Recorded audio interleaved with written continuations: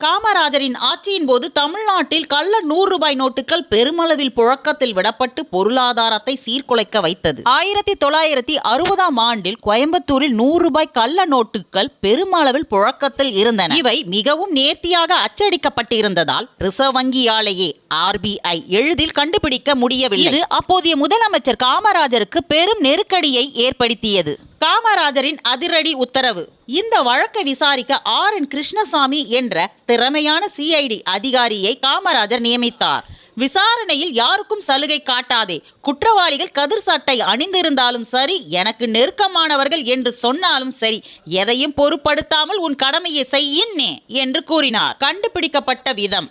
அதிகாரி கிருஷ்ணசாமி ஒரு தொழிலதிபர் போல் வேடமிட்டு கோயம்புத்தூரில் உள்ள ஒரு விடுதியில் தங்கி ரகசியமாக புலனாய்வு செய்தார். இறுதியில் கோயம்புத்தூரில் G. கிருஷ்ணன் என்ற பஞ்சாலை அதிபர் வீட்டில் ஒரு ரகசிய பாதாள அறையில் கள்ள நோட்டுகள் அடிக்கும் இயந்திரங்கள் இருப்பதை கண்டுபிடித்தார். இன்றைய சான்றுகள்.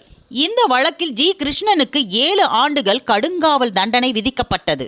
இந்த வழக்கில் பறிமுதல் செய்யப்பட்ட கள்ள நோட்டு அச்சடிக்கும் இயந்திரங்கள் இன்றும் கோயம்புத்தூர் போலீஸ் அருங்காட்சியகத்தில் மியூசியம் பொதுமக்களின் பார்வைக்காக வைக்கப்பட்டுள்ளன. நிர்வாகத்தை எப்படி நடத்தி செல்ல வேண்டும் என்பதற்கு காமராஜர் ஒரு முன் உதாரணமாக நேர்மையான நிர்வாகியாக விளங்கினார்.